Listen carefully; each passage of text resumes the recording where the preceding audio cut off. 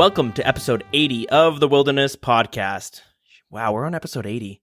Yeah, dude. Time flies. I'm your host, Dills, and with me, as always, is Deagin. Hey, guys. How's it going? The going's pretty good. Same old, same old. How's it going with you? You know, good and bad. Uh-oh. Good and bad. What are you going to deliver to us first? Okay, so, ever heard the phrase, you can't lose X amount of stakes in a row? You don't lose 5 stakes in a row. You can't lose 7 in a row. Are we talking like, you know... Well, okay, if you know anyone who's been getting their bank clean, they go like, well, you don't lose 10 in a row. It just doesn't happen. Chances are so slim. Anyways, I've lost 11 in a row, which kind of sucks. Wow, okay, so first off, I was kind of hoping you were talking about, you know, good prime steak. You know what I mean? Like a good...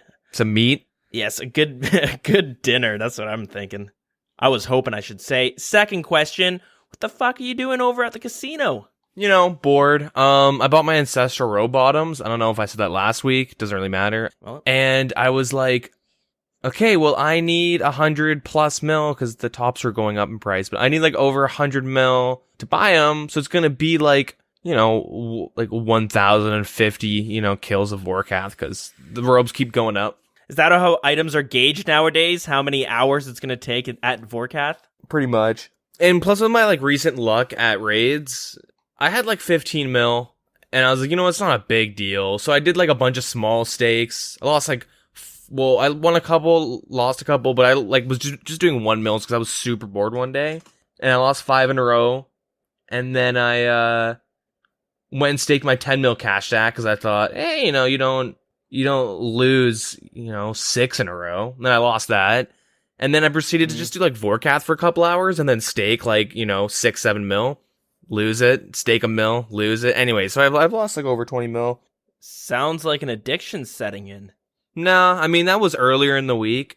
It was kind of annoying. It was just more of like annoying because it's like, I was so bored that, I mean, obviously it's annoying to lose money, but like I probably would have done it again because I was just so fucking bored. Like, dude, I sat down on RS for like a whole, like, I had like a whole day to myself, just like, I don't know what to do, man.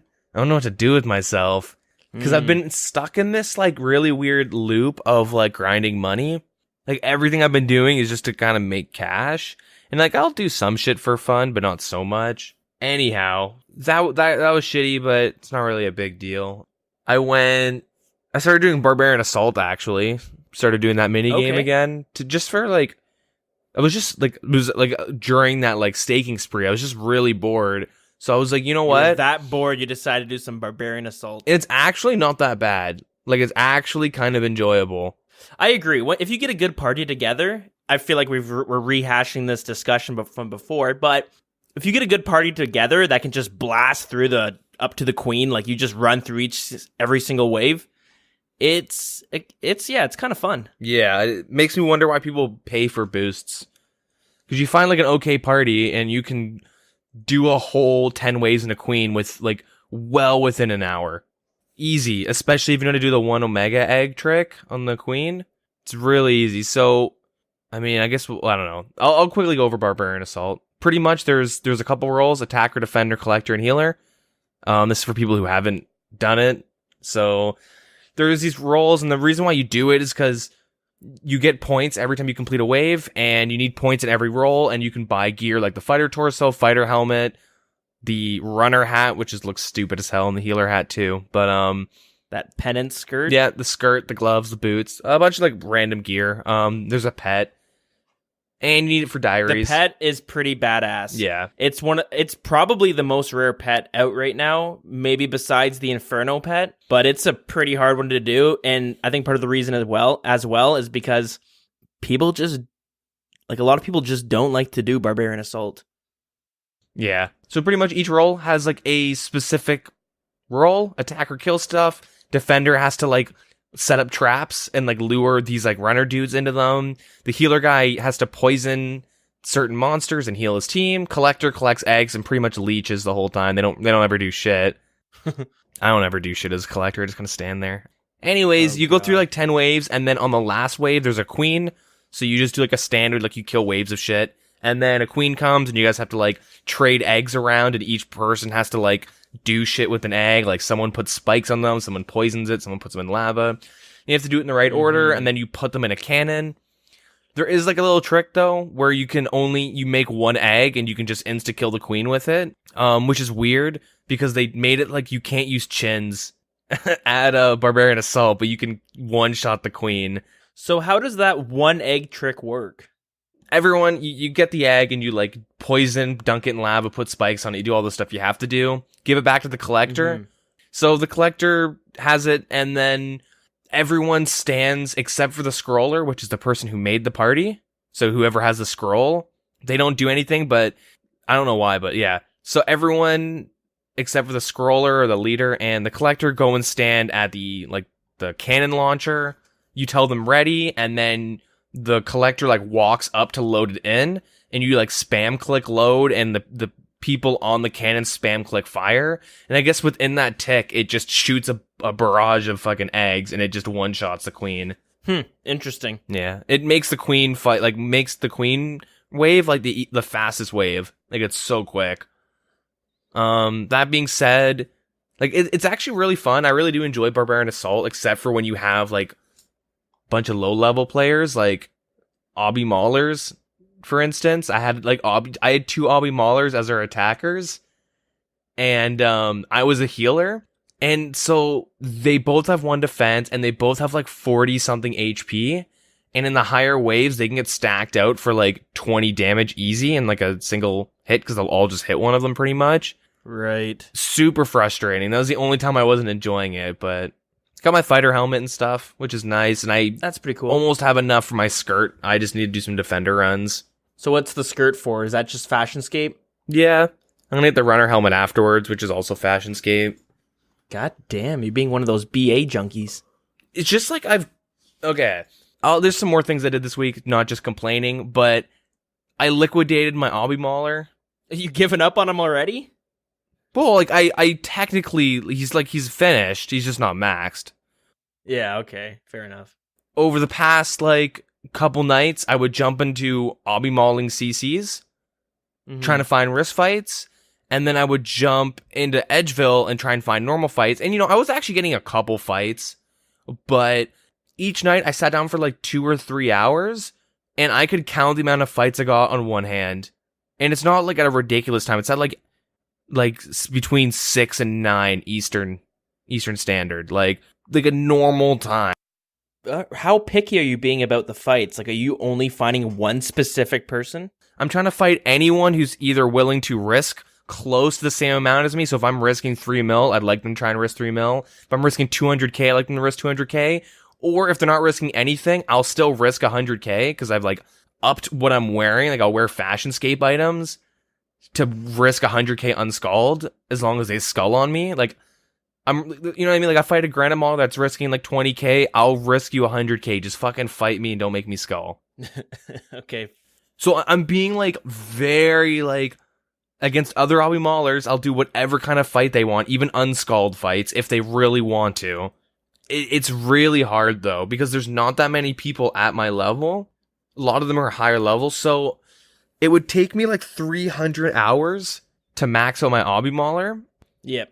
And as of right now, I've had minimal fun time in the Edge. It's just me sitting there like, I'm not gonna risk 3 mil against your 20k, dude.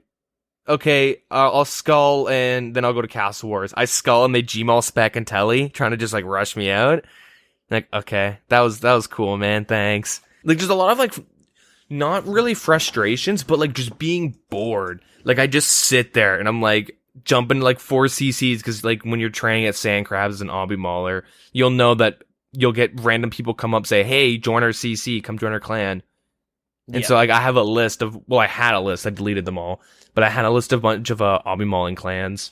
You're just on, you're in like 3 or 4 different clans. They decide to go to war with each other, and you're like, this is going to be a little bit tricky. Well, I would jump in and say I would say anybody looking for some risk fights, this is my level. I'm willing to risk 200k to like 3 mil plus. Like I'm willing to risk whatever. Anybody want to do any fights? And I would just get no responses. And you're like, okay, that's fair. All right.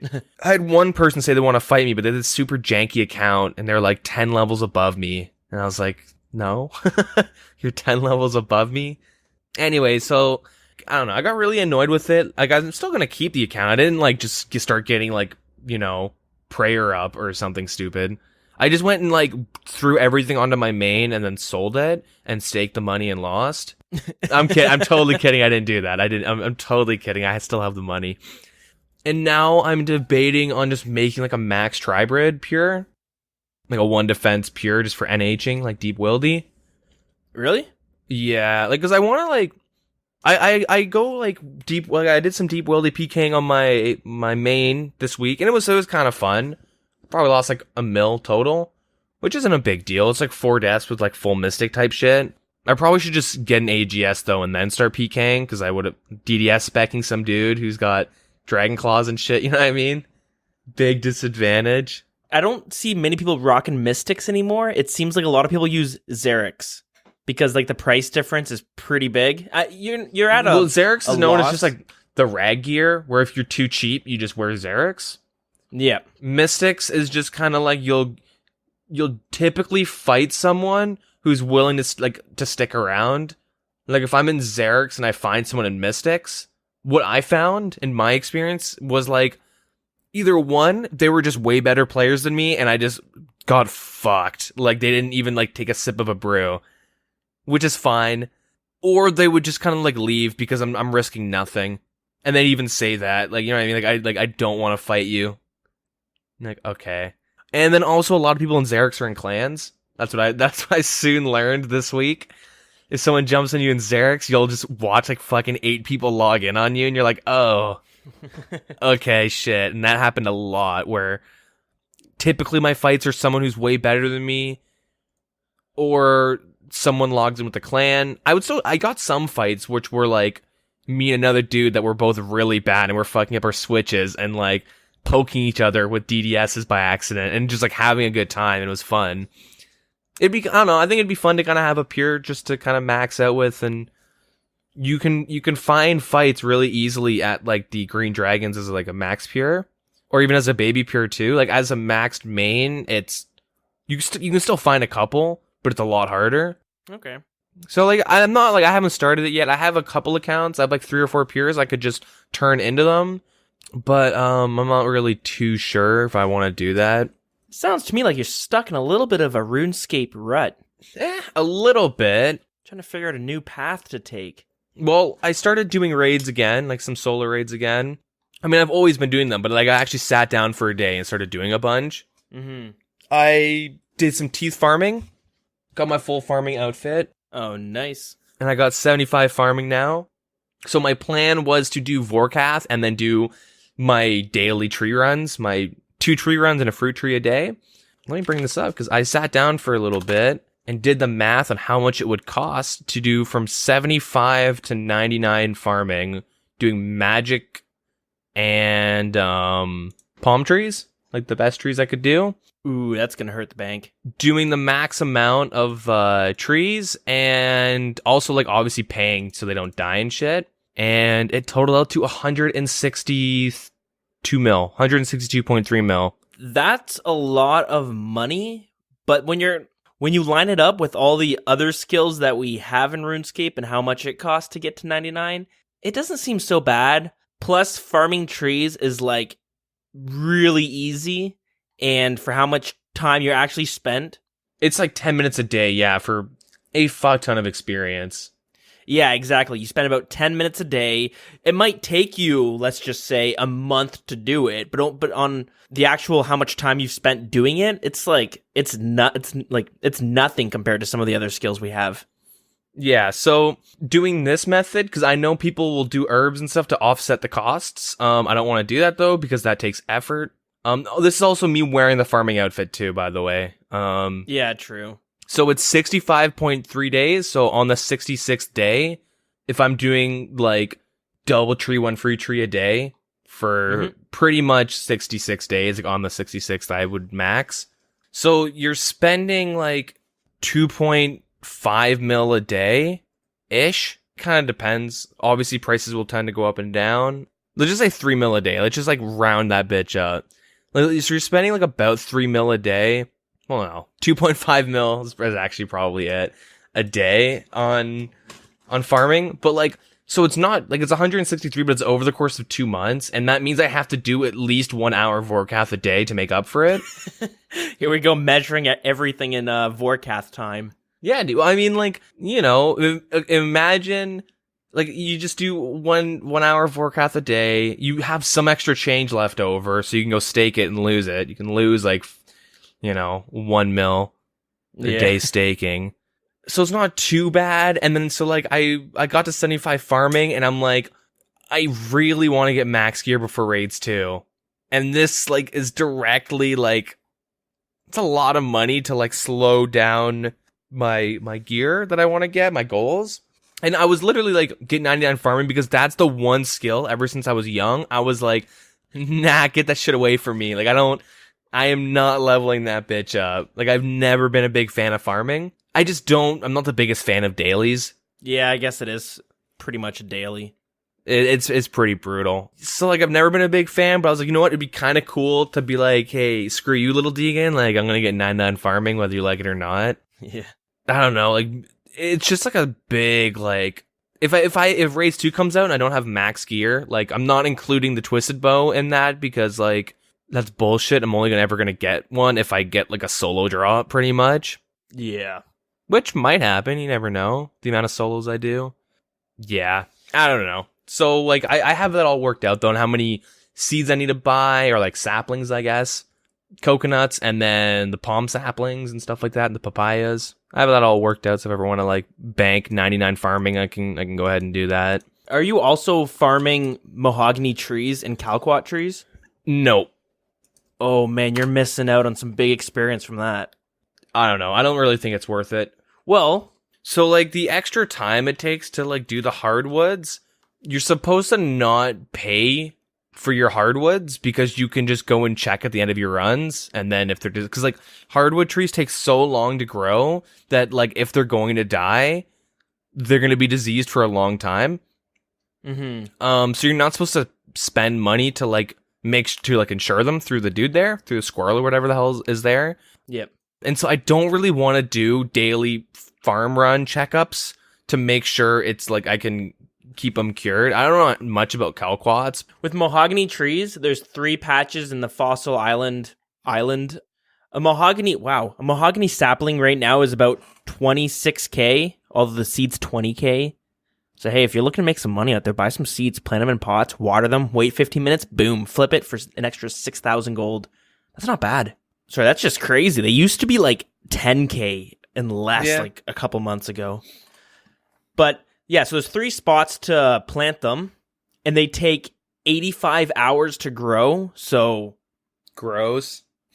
Yeah, like 4 days to grow. Yeah, like 3.5 days.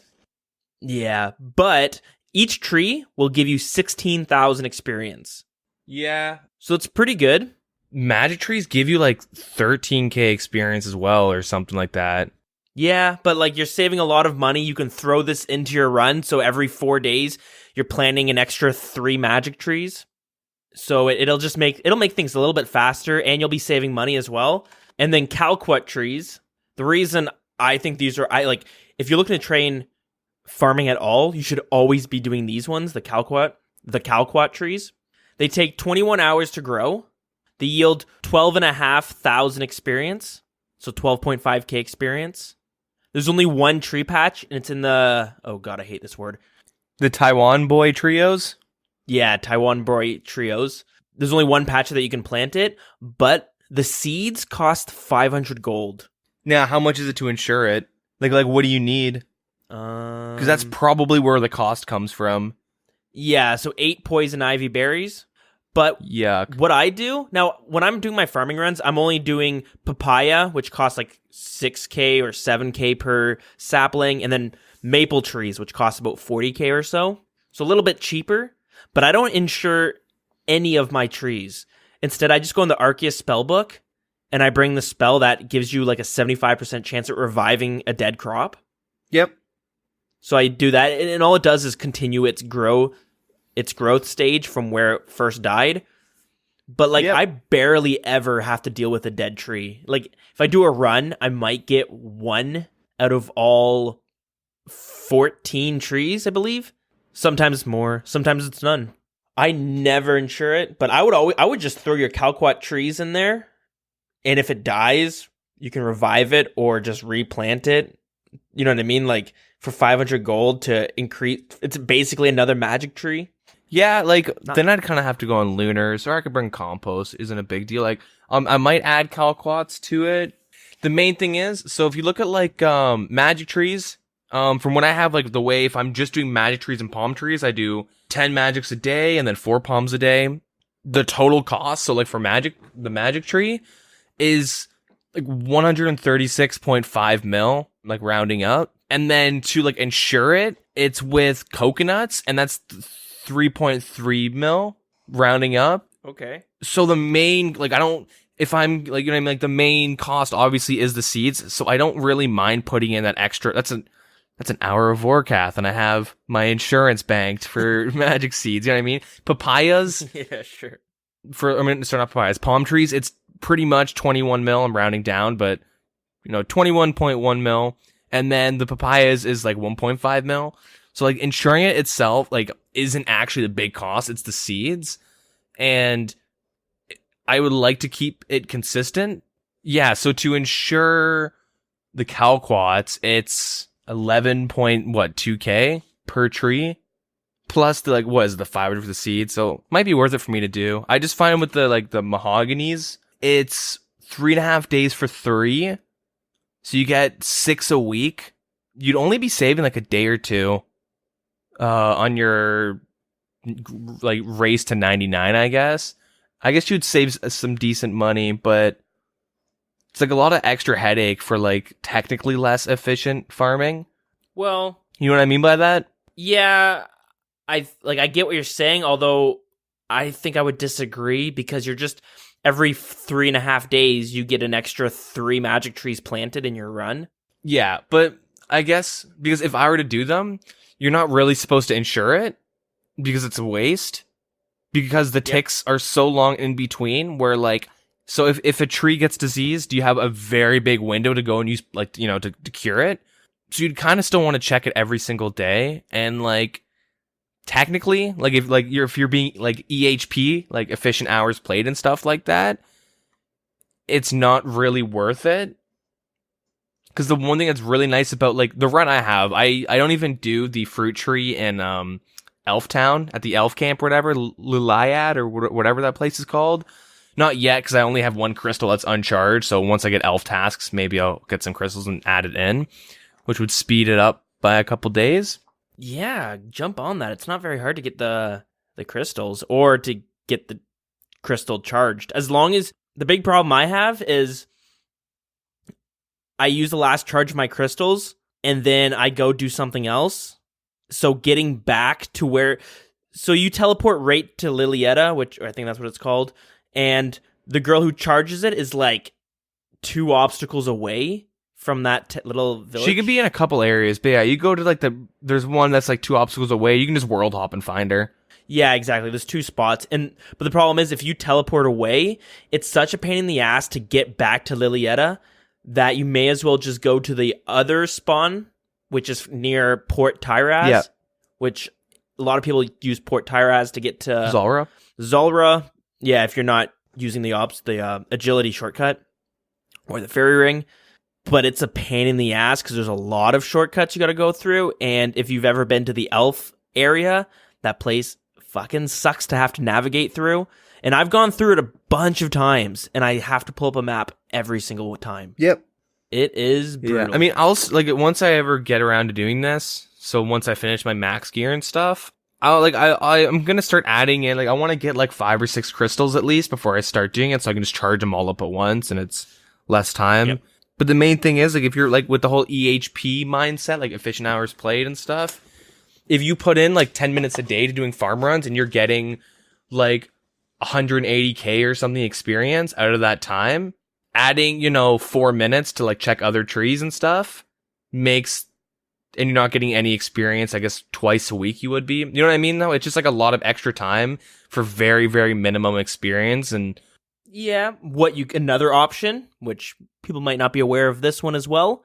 On the Lunar spell book, there's a spell that lets you look at every single farming patch you have to see which ones have been diseased, which ones are complete. I completely forgot about that. So maybe it's actually worth it if you can use that. It probably would be, actually. Like, for me, if they die, oh well. You know what I mean? I just go there once a week. Whenever I feel like doing a farm run, honestly, it's usually when I'm editing the podcast. I'm like, I'm going to do a farm run while I'm doing this because it's kind of AFK and whatever. That's when I do my run through it. I'm not really consistent. I'm just kind of leveling it up very slowly. And if they die, oh well, I'll use my Arceus spell to hopefully revive them. If not, not a big deal. Just plant them and come back next week. Yeah, never really thought about that. It's actually a good idea. So I might add it into my repertoire. Yeah, maybe play around with some things. Yeah. Once you start making some pretty mad progress, you can come back and tell us what you prefer and which ones are good to start doing if you're looking at EHP, which stands... Oh yeah, you already said it stands for efficient hours played. A lot of the high-level skilling communities use that, but if you're just a regular player... Yeah, it's just a way to gauge, like, let's say, hey, Deagan has 99 fishing, but so does Dills. Dills got it in 10 hours, Deagan got it in 30, It's like, it's just a way to show that, like, it's the amount of time put in instead of, like, played, I guess. Does that make sense? Like, total played to put into a specific skill? Yeah, whatever. Yeah, and then you have these things where it's like, oh, Deagan took longer to get his fishing, but he was alking and fletching in between all of his bank runs. And somehow doing Slayer. Yeah, somehow did some Slayer. In the end, his efficient hours, worked out to be more, because with EHP, it's not about that one specific skill necessarily. It's more like every skill. Like, a lot of people who use EHP are the people who want to get maxed in every skill. Yeah, as fast as they can. Macro-wise, like, they want to max out their account. If you play, like, you can max out your RS account in, like, 1.5 years if you're playing a fuck ton, but also being very, very efficient. Tick manipulating and all That's that stuff. Crazy. Yeah. Yeah. That's a lot of grinding, though. That's like you don't have a job or anything. And all you want to do is I just want to max. Like, that's your goal. You're playing a fuck ton. You're like tick fishing, like tick manipulating fishing and all that. And hunter, like everything you can to be as efficient as possible. Fuck that, though. Yeah. That being said, though, I started doing some rune crafting this week. And, oh, boy. Not that much. Like, I have like, only done like 6,000 or 7,000 death runes. All over the board. So you're doing death runes? Yeah. It's most money out of, like, for my level. It's the most money I can make. And do you go through the abyss? Yeah, of course, yeah. Yeah. Gotsta. I did some other things, too. I can't really remember. I've done, like, a lot of random-ass things this week, because, like, I'm kind of getting sick of just looking at my cash stack and being like, I need more. And then I get enough, and then I'm like, oh, I'm back at 0. I need more. Like, I hate having that mindset. It's, like, so obnoxious. Yeah, and I could see it being like... It's tiring. Yeah, it's very easy to burn out from the game. It seems like, for like the way I use my item goals or money goals, it's always a side goal. So whatever I'm doing, it's like, I put the money to the side, but I have these side goals, these main goals that I'm currently working towards, and then like, whatever money I make along the way, that'll go towards my Armadillo crossbow. Actually, I think I'm saving up for the torture amulet. Sorry, not the torture, the anguish. Yeah. For range. Yeah, it's funny because opposite for me, it's like, I got 99 range this week. I mentioned how I was going to get it like right after the podcast, and I kind of did. Oh, congrats. Yeah. As you can tell, I don't really care because it's like, I'd rather talk about farming than like 99 range. It's like, I don't really care for skilling too much. When I first started playing, I loved it. Like, I was like, I'm going to go do Family Crest and then cook lobsters until I can cook shark or swordfish without burning them. You know what I mean? Like, I would like try to make as much money as possible cooking. I thought that was fun. Same with fletching. I did like, for maple longbows, I just did the best longbows I could, and I elked most of them while I did agility and quest. Like, and I thought that was super fun. And then at some point, it was like around the time when I started doing raids where it's like, the only skill I need is 90 herblore, and spoilers, if you're doing a lot of solos, you don't fucking need 90 herblore. I'm kind of pissed I have it. I am, but I'm not. It's a lot of money for something I rarely get to use. Why aren't you... Okay, so what do you need 90 Herblore for? For overload pluses. Okay, and why don't you need them? They sound like pretty beneficial. The way I do solo raids, I mean, I've been playing with my inventory for solo raids quite a bit because I got to start learning how to run the hand now. I'm like 130 kills plus in the raids, and I can't run the hand. Okay, for us non-raiders, what the hell does that mean? Don't worry about it. No, I'm kidding. So when you do he, of course, because it's RuneScape, he's a super weird boss, and like the sense that like he has a specific attack pattern where he like does 2 attacks, does like a special move, does nothing, and then does attacks. Like he has this like, I don't think that's the exact order, but he has this weird set of orders of like how he does his attacks and stuff. Okay. And you can make it so he doesn't, like every time he turns his head, it can count as like an attack or a special attack. So you can run between specific squares and attack his hands. It's like you run the head or run the hands. Run between specific spots and you attack him. And you kind of force him to move his head as much as possible. And if you do it correctly, he like will hit you with the odd special attack. But it makes it so you don't have to suicide in solo raids. You can just, you know, fill up your inventory with what you need, and then you go in and do it. But you have to bring 3 to 4 stamina potions to actually do it. Oh, okay. Which means I can't bring as much gear as I'd like to. Pretty much right now, I just bring max gear, and I have like space for like 6 potions. Like I have like no space. I mean, I'm kind of phasing myself into learning how to do that, just so I can not lose like 6,000 to 8,000 points per raid, because I have to suicide inventory. So I have like potions and stuff in the raid. Gotcha. Don't know how the hell I started talking about this. I really don't.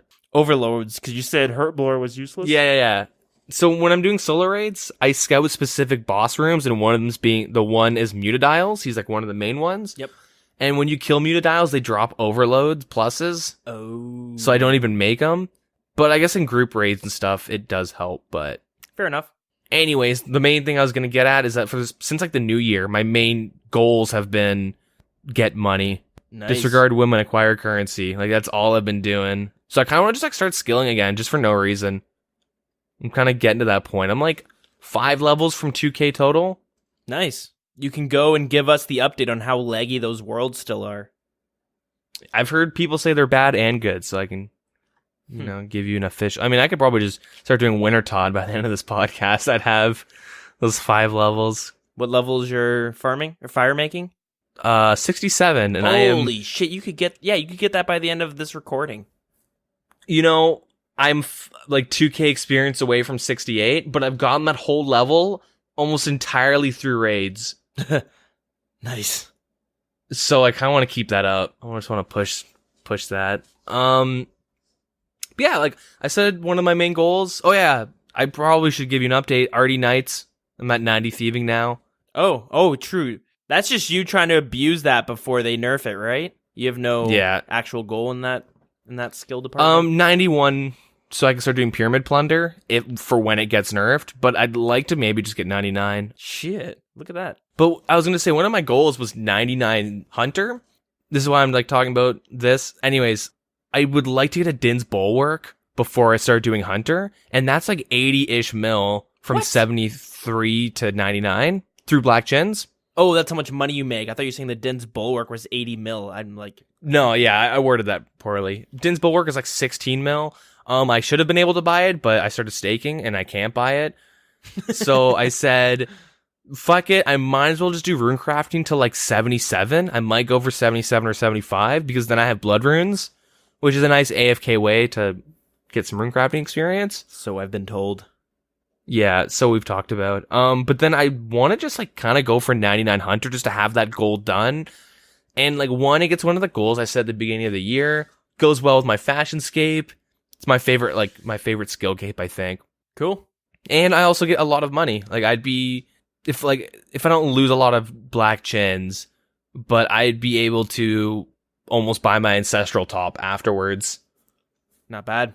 And plus, I have Augury, so I have a better chance of escaping, because, you know, we're full D'hide in that Din's Bulwark, and some dude logs in. I just Augury protect magic, and I have a lot of mage defense, because Augury gives you magic defense. Fair, yeah, okay, that's true. So yeah, I don't know. I've just been doing a lot of skilling. Anyways, I kind of rambled a lot. What about you? What'd you do this week? Wow, you got that all. I'm surprised you crammed all of that in 1 week.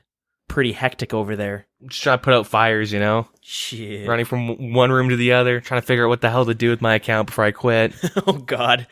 Yeah, what'd you do this week? All right, so my week, kind of the opposite of yours. So I said last week I was working on fishing. I need to get 82 in order to do this master clue, which consists of me fishing an angler fish. Yeah. And I also need the full trawler outfit. So boom, I got the full trawler outfit. Luckily it didn't take me like 50 hours because I hear horror stories of that one. So I got that one fairly quickly compared to some other people. And back to fishing monkfish. I think I was at 77 last week and I am currently at 94. Yeah, imagine. No, I'm currently at level 80.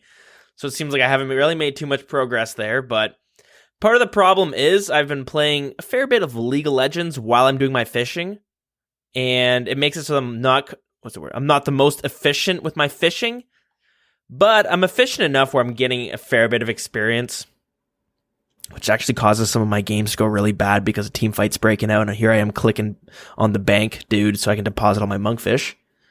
Yeah. But, priorities. Guilty of the same thing. Like, I'd be raiding on WoW. We'd wipe. Deagin, what the fuck you doing? Oh, sorry, I am lagged out. I'm like sitting there like stocking up my cannon because I'm doing Slayer. Nice. Yes, sir, go on though. No, that's basically it. While I was fishing, I was able to collect an easy, medium, hard, and elite clue scroll. So I got another master clue sitting in there waiting for me. I actually banked them at Watson. So if you don't know, there's two ways of getting a master clue scroll. One is doing clue scrolls. There's a very small chance of getting the master clue as a reward, along with whatever items you get in that chest. The other way is you turn in one of every single clue scroll into this guy named Watson on Zaya, and he'll give you a master clue scroll. So you can only have one clue scroll at a time, one of one kind. Since I have the master clue scroll in my bank, I'm able to turn in all four of those clue scrolls into Watson, and he'll hold on to a master clue scroll until I complete this one. So what that also means is, while I continue fishing, potentially I could get another master clue scroll prepped as well. So you're kind of able to have 3 master clue scrolls. Yeah. I know some people, what they'll do is, if they're like grinding master clue specifically, is they get the casket from their master clue, have their clue going, and then have one banked at Watson. But yeah, you can have like 3 going at the same time, which is I guess 3 stocked up, I guess, which is pretty neat. Yeah, exactly. Sounds pretty disgusting though. That's what I'm doing right now. I did a little bit of corpo with some people from the CC. I believe you were there as well. Yeah. Nothing to show from that. I did some bandos again with some people from the clan chat. And again, nothing to show from that. Mm-hmm. Although we did I did some bandos with my buddy as well. Oh, yeah? Let me guess. With nothing. Oh, okay, I was going to say 3 pets. Nothing. We did get a God Sword shard from one of the minions, which is like 1 in 16,000. Yeah. But it's only worth like 150k, so RNG got spent on that.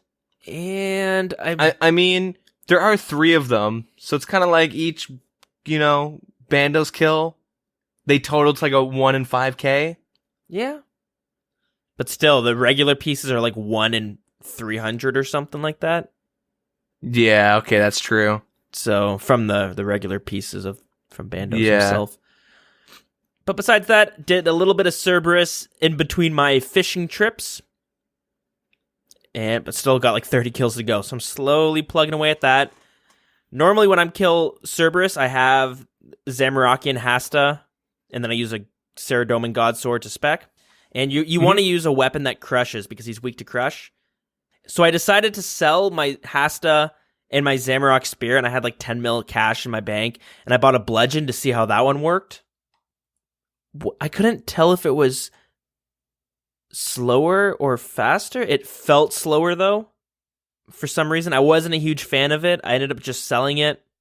One thing that was kind of annoying is So it's two-handed, so I thought it would be nice that when I switch from my bludgeon to my god sword, I didn't have to equip 2 items going back to the bludgeon. But the problem is, the god sword has 3 attack styles that are slash and only 1 attack style that's crush. When you're with the bludgeon and you switch to the Saradomin god sword, it'll every single time it'll put it to one of the slash attack styles. So you got to quickly switch it. Whereas with the Hasta, when you switch to the god sword, it's already on the crush style because there's 4 options, whereas the bludgeon has 3 options. Okay. So it was kind of a pain in the ass. Plus, it didn't feel much faster. So I swapped that one out. Went back to the Hasta. Have you been bringing like baskets of strawberries and whatnot? No. What for? Well, for Cerberus, it just makes it so you can last longer. Because like the bludgeon is like the weapon you should be using. Okay. Typically, for Cerberus is best in slot for Cerberus. And then people bring the spectral shield. I mean, that's a lot to bring, but if you have it or if you don't. No, I don't. There's a guy named Jacobs. This is pretty relevant, I guess. He broke 50,000 Cerberus kills this week. Damn. And so his setup is full Bandos with his Slayer helmet, obviously, his boots, his Torture. I'm assuming Zerker ring. I don't know what ring. Inferno Cape, but let's not pretend that's a thing. He has a bludgeon. He brings a whip and a defender, and I don't know why exactly. Maybe just if it's down to like 1 HP, quickly finish him off. But then he also brings a spectral too to swap in. But he uses a decent amount of strawberries. Okay. Like baskets of strawberries, because at max HP, the strawberries heal you for 33 per basket. Yep. And he's able to get like 15 kills a trip with this setup. Wow, that's pretty good.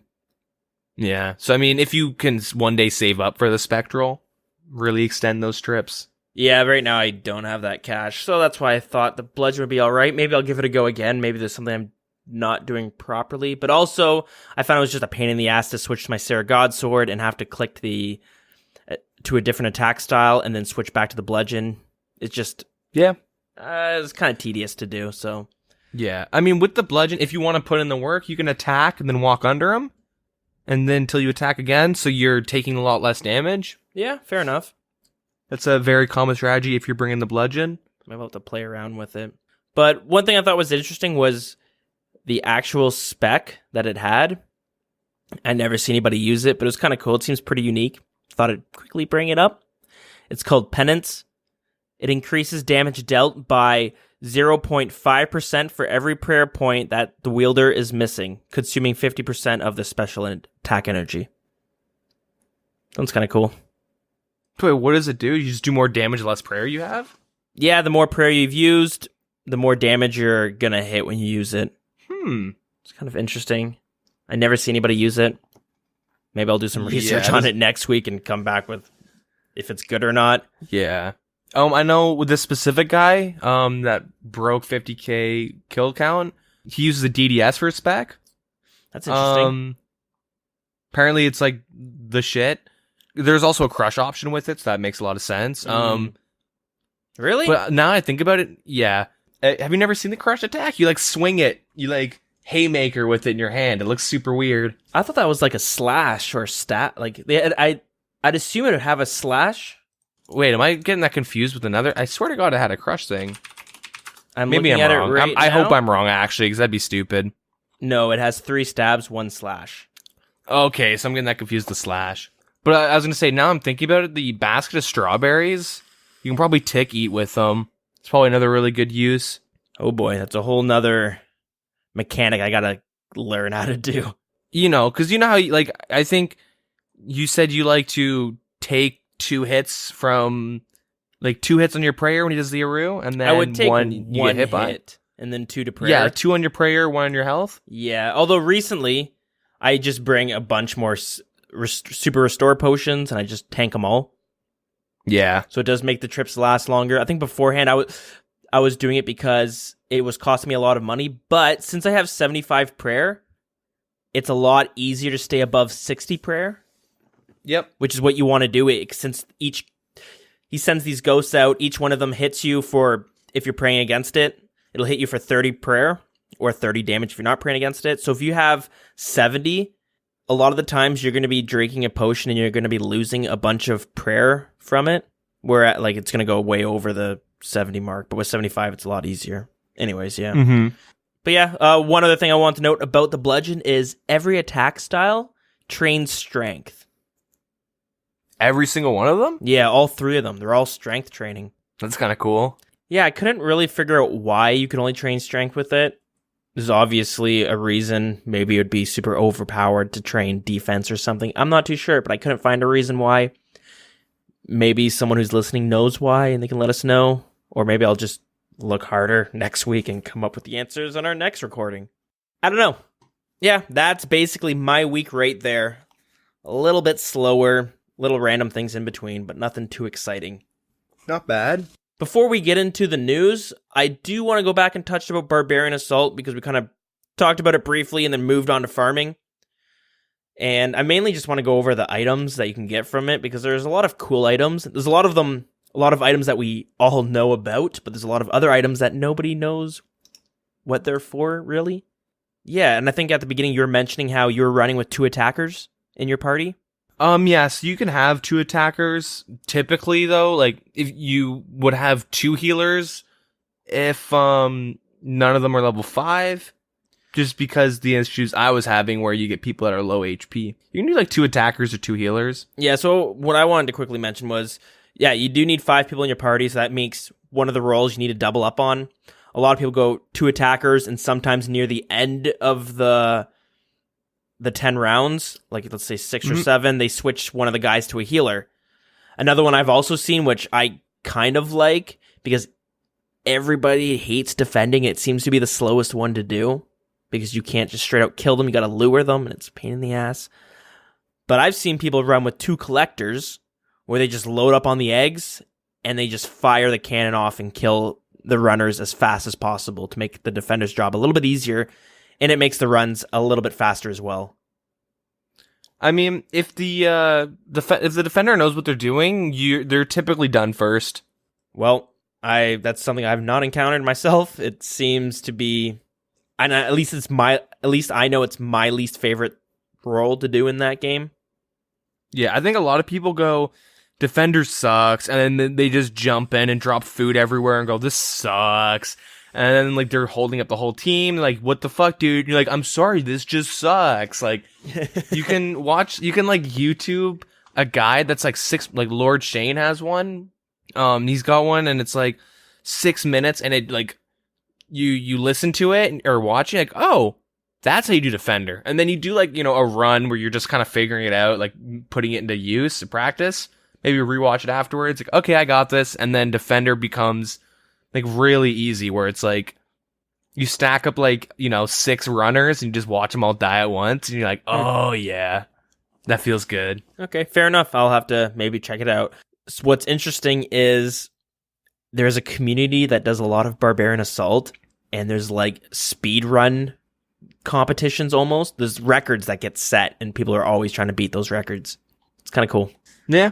Little fun fact there. But anyways, the items. What everybody is basically grinding Barbarian Assault to do. So the first one we're going to talk about quickly is the Fighter Torso or the Penance Torso. It's the most common thing people are grinding for. You need 40 defense to wield it. And the reason people are usually grinding for this is because the defense stats are a little bit less than Rune Plate, but the Torso gives you +4 to strength. So you're going to be killing shit a lot faster with it. The equivalent, like the strength bonus is equivalent to the Bando's chest plate, I believe. Is it really? Bando's chest plate, the only thing it adds is obviously way better defensives, and you get 1 prayer. Oh, interesting. I did not know that. But yeah, the Fire Torso, you're getting the same DPS usage, I guess, as a BC or as a Bando's chest plate. So, interesting. Yeah. So yeah, it's pretty useful to get once you get 40 defense. Start putting that in your sights for a goal, because it's pretty good. A lot of people bring it to go PKing. Yeah. Just don't bring it past 20 because you're going to lose it. But I was going to say... Yeah, you lose it permanently. I got 45 defense. This is like when I was a Zerker pure for a little bit. But I used that Torso up until like November-ish, maybe, whenever I bought my BCP. Like, I used it for the majority. Like, I maxed my account out, and near the end of me maxing my combats, I was able to, like, all right, fuck it, I'll buy a BCP. Because you get the same DPS output as, like, Thanos chestplate. So the torso can, like, you can get it at, like, in the early game or the early stages of your account, and you can actually use it to, like, the very end stages where maybe some tasks, if you don't want to use prayer and stuff, you would bring, like, Torags, but typically I just used that up until I had enough to buy Thanos chestplate and be like, I'll actually just buy something for the defensive stats now, fuck it. Yeah, so it's very good. I forgot that it's as strong offensively as the Bandos. But anyways, if you die in lower than 20 wilderness, it'll cost you 50k to repair it. And also, if you're someone who hates questing, and you don't want to do Dragon Slayer 1 to get the rune plate, you can bust this bad boy out instead. Anyways, we'll move on to the fighter hat, which is, I believe, is the other item that you were grinding out, or you did get, right? Yep. So this item is comparable to the warrior helmet that you get from the Fremennik Trials quest. So the warrior helmet is basically an offensive hat that gives you no strength bonus, but it gives you accuracy. So the difference between the warrior helmet and the fighter hat is the warrior helmet gives you a +5 to slash, where the fighter hat gives you a +5 to stab, crush, and then slash. Yep. So it is a little bit better for that. If you die in below level 20 wilderness, it will cost you 45k to repair it. Next is the healer hat. So besides the fact that it looks pretty ridiculous, it requires 45 defense to wield, and it is comparable to the Farseer helmet, which is the magic helmet from Fremennik Trials. They both offer +6 to magic attack, but the healer hat has a +1 to magic defense, but it has 2 less defense to the melee defense. If you die under level 20 wilderness, it costs 45,000 to repair it. Next is the runner helmet. The runner helmet takes 45 defense to wield. It's basically as good as a rune full helmet, but it gives you a +1 to magic defense, and you don't lose any magic or ranged offense when wielding it, whereas the rune helmet you do. So if you want to make a ranged tank or something, this thing is a little bit better than the rune full helmet. And next and last for the helmets is the ranger hat, 45 defense to wield. It's as good as an archer helmet from the Fremennik Trials, but it has better defenses than the archer helmet across the board, only by a couple though. And again, 45,000 to repair it if you die in the wilderness. Next, we have the runner boots. It takes 40 defense to wield. The boots seem to lack use in RuneScape.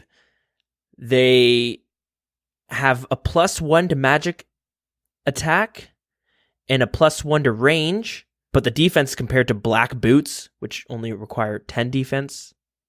But if you're looking at it just for its offensive stats, so that one seems a little bit of an odd one out compared to the other ones we've seen. Next, we have the Penance Gloves. Takes 40 defense to wear. It is one of the 2 only weight-reducing gloves in the game. The second one is the Graceful Gloves. But the difference is the Graceful Gloves give you a -3 weight, whereas the Penance Gloves give you -4.5. So you get more weight reduction with the Penance Gloves, but if you have the full Graceful set, then you get more overall weight reduced. And lastly, we have the Penance Skirt. It takes 60 range and 40 defense to wear. They are comparable to the red Dragonhide chaps.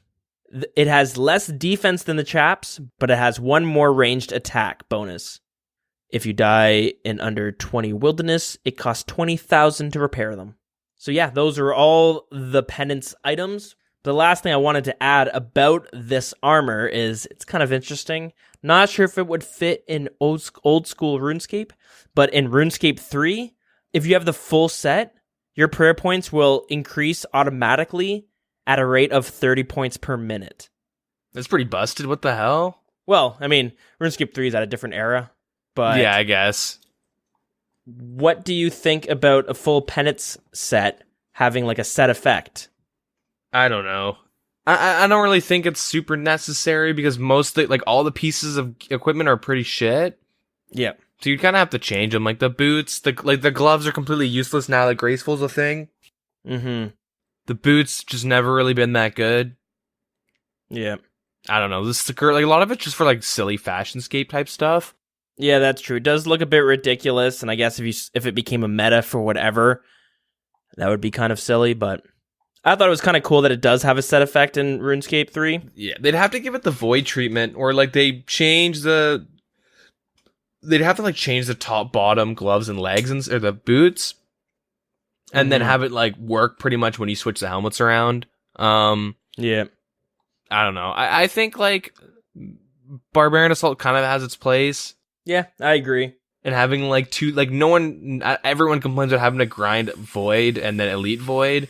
People would bitch even harder if they had to grind out full Barbarian Assault equipment because everyone hates it for that's fair reason.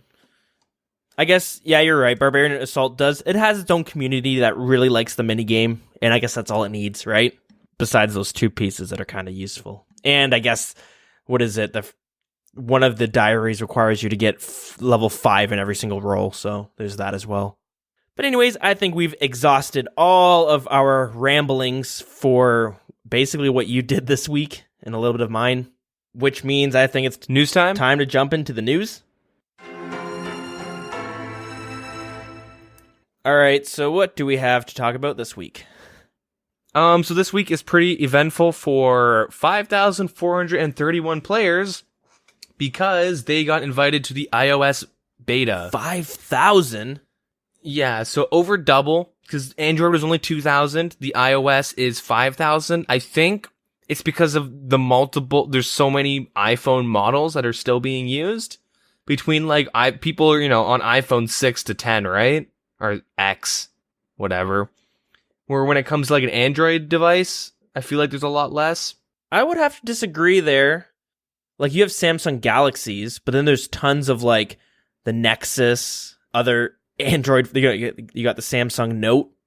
You know what I mean? There's a ton of phones I've never even heard of. My girlfriend just got some like Samsung Galaxy A2, which I'm like, what the fuck is that? And it's some, I don't know. I mean, I don't know enough about phones to say which iOS is more popular, but there's got to be a pretty big reason why they got way more. I think it's because of like iPads and stuff. They kind of changed the way iPod touches and stuff. Like there's like a lot of different things. Doesn't really matter though. Anyways, if you got into the beta, it could be because they had to wait a little bit longer than the Android. They got kind of dicked around with that first release of betas. So yeah, that's why. Doesn't really matter though because none of us have iOSs. So yeah, if you got in, you would have got an email and more importantly a message on your account, and the account will give you like a security code that's 16 digits long, and you need test flight to access the Oldschool mobile. I don't know what the fuck that is. I'm assuming it's an app. I don't really know. But they show you the steps on how to download if you got into the beta. There's a little icon that shows you a little tutorial on your phone. Oh, cool. When you get in there, so it'll help explain everything. There's a specific mobile functions option in your options setting, so that's kind of nice. Yeah. So congrats to everyone who got in. I know some people or someone in our Discord /CC got into it. It's awesome to dick around on it. Yeah, I must say, even though there was more people on iPhone, you specifically now, but Android people who got into the betas didn't really show the community too much. There was like a couple screenshots on day one, but I found this past week I've been seeing a lot of like people were recording Dragon Slayer 2 Galvic attempts and like Vorkath, Zulrah, PKing. Like I saw like a lot of random footage being posted and random cool things and bugs and stuff, I guess.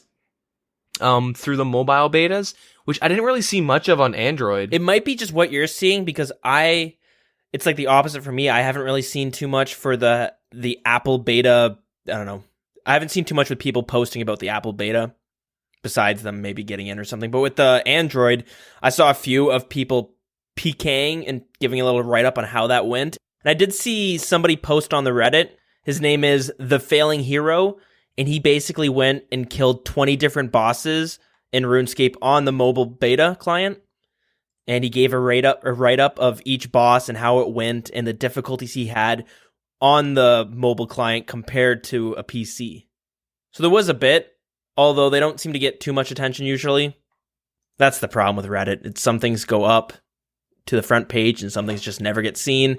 Or if you don't look at it for half a day, you miss a bunch of shit. I don't know, it's pretty cool though. I wonder when the fuck mobile is actually coming up.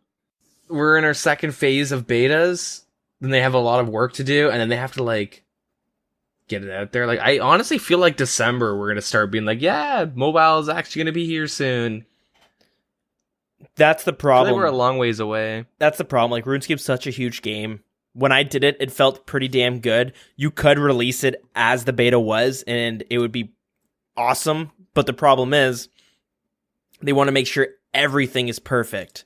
They don't want any bugs. They don't want anyone to have issues, because they really want to open the doors for new players to jump in on the mobile client and not experience like, it was a pain in the ass to navigate the bank system or something like that. And it might turn them off completely. And they might just move on to the next game. One thing I do want to mention, which I thought was interesting if it was a bug, but interesting if it's not. So someone posted a screenshot saying, or they posted a screenshot of them on the beta, and they weren't able to chat because apparently they had never set a username. Oh. So I think we talked about this when they first released word about the beta, or the mobile is the process of making a RuneScape account is a fucking pain in the ass. As in, we're like, I've had multiple friends make accounts and then go, I can't play Oldschool, I have to set a name. Okay, well, you have to go on to the website and set your name through that, and like, you know what I mean? Like, there's like a lot of like hoops they had to run through, being like people that have never played RuneScape before. Okay.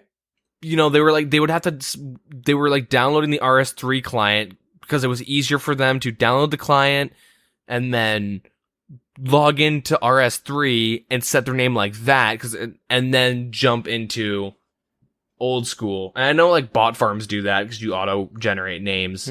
That's why you see like 73 Fire Duck 29, because those are the random generated names they get. Anyways, so this makes me wonder if it might be a bug, or they might have a way where on mobile you just sign in, make an account. You might not even have a name when you first, like, you know what I mean? Like, you download it, you log in. Maybe you have to set your name after Tutorial Island or during it, but like, it makes it more accessible for mobile players to play. Because like, the worst thing about getting into a new game is having to fucking make an account and link one more thing to your email. Yeah, definitely. And one thing I've noticed, going back to like the multiple friends I get to try out RuneScape, almost all of them have been hacked. Yeah. And it's because they use an email they've used for everything, and they use a password they use for everything. And there is some fuck who like looks at someone's name, or like is just trying every fucking email and password. Like, they have some sort of automated program, because it's super weird. They get hacked within a week. Their account gets botted and phishing. They get like around 50 plus phishing. They get 100k plus worth of swordfish, and they're banned. And then it takes them a month to unban and get back into the game. And sometimes it makes you wonder, like, it's not like your account is a super prestiged account. You don't have a shit ton of money sitting in your bank, or you don't have really high skills that somebody could hack and take advantage of. I talked about it before. I had a friend that plays this game, and then I hadn't seen him on for months. And then one day I saw him pop on, so I sent him a message. I think I sent him a text message being like, hey man, you're playing RuneScape again? You're like, or did you get hacked or something? Because I saw you were logged in this weekend, but you didn't respond, and you played a lot. And he was like, no, I haven't played it in months. So he jumped on his account, and he had like 3 mil worth of cannonballs. It has to be like I feel like it's one person who's got some fucking program that like uses Have I Been Owned, or like some random, maybe he just got data breach, like, you know what I mean, account breach. Yep. Things that he bought somewhere, just all information, and it is just trying accounts. Reason I bring that up is that if mobile doesn't let you set a username and stuff, if you don't have to set like an actual name, and it's like directly linked to your phone, that would be kind of interesting, because less people are going to get hacked, obviously, because how are they going to get their information stolen? Like, if they don't have any, because if it's directly linked to their phone. If that makes sense. Okay. Not information stolen, but like their accounts hijacked. Because, you know, if you don't have like an email, like if your account's just straight up linked, you make a new account through mobile and it's straight up linked like directly to your phone. Yeah, it might be an easy way for them to not be breached. But then also, I wonder what that would do for bots. And if they had a system like this where, let's say you play and then it goes, hey, why don't you make this account permanent and sign up on our website? You know what I mean? Like they kind of let you play for like 30 minutes before they're like, yo, you should just, you know, maybe set your username, use your password. It's directly linked to your phone. You're all good. Maybe run through Tutorial Island. Once you get to the end, it tells you have to make your name or something. Yeah, exactly. Which would be, and if it was like a good, clean way to do it, that would be super neat. Also makes me kind of worried about bots, because you can download programs that like fake a phone. You know what I mean? And you can just from there like play phone games on your computer.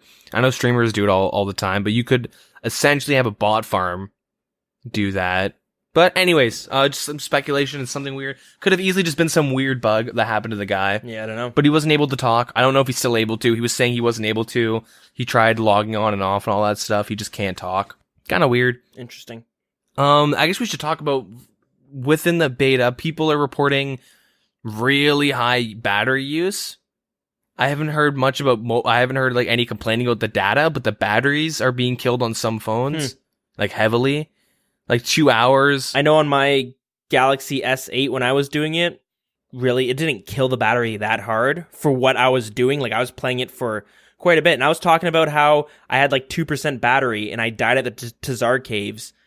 And I was able to run back, spend 5 minutes running around the Tazar caves because I couldn't remember where I died, and loot my body. And then I still had like 1% left. And I was able to log out and everything was fine. So it's... For me personally, it was a lot less than I expected. Some games just fuck your battery up. Hell, Google Maps fries it sometimes. So I see, it could be on the specific, like, device, but also if you have any app, even if you're just fishing for 2 hours straight, regardless, that will kind of fuck your phone. Kind of makes me worry about, like, I don't know exactly what to expect from mobile. Like, if they can fix the battery usage issues, that would be pretty great, because like RuneScape's super grindy, and if you can only play for like 2-3 hours before your phone's completely dead, it's gonna be really hard to like keep players mobily. Maybe some of them will actually go on the computer eventually, but like you mentioned, there's a community of people that just play mobile games. Yeah, it's huge, and that's the thing. It could be just like an Apple. Like, it could just be an iPhone-specific issue, or maybe with certain iPhones, or maybe just devices in general. I never have that problem, so I can say that on Galaxy S8, it's pretty good. Yep, only time will tell, though. Anywho, we'll move on, though. Enough about the beta stuff. All right, so what happened this week? Good question. More quality of life stuff. Awesome. Great content being pumped out that I can't wait to experience, because I'm having so much fun right now in RuneScape. Anyhow, I dig your enthusiasm. So they did some quality of life to the Mortania and Artie, the Mortania legs and the Artie cloak. So you can now right click to multiple locations. So with the Artie cloak, you can do the monastery and the farm teleport with the right click, and then you get the Ecto and the Berg Durat teleport. Yep, it'll be like where, and then the typical teleport thing. So Ecto for Mortania, Monastery for Artie, and then it's the use, and then the secondary teleport, which Berg Durat or farm, and then drop and examine. I wonder if that's done on purpose so that you don't misclick a teleport, or I wonder if it's so engine uses problem. on number 3 still. Okay. You know, it's going to be annoying when you want to drop those for some reason. Go to drop them and you teleport somewhere else by accident. Yeah. Shift click, baby. Yeah, one thing that's super nice is the player moderator chat no longer filters through the public chat when it's off. Okay. Because one, no one liked to see P mods be like, bow down to me. Yeah. Look at my smiley faces. No, but a lot of P mods were also just caught advertising and scamming and shit like that.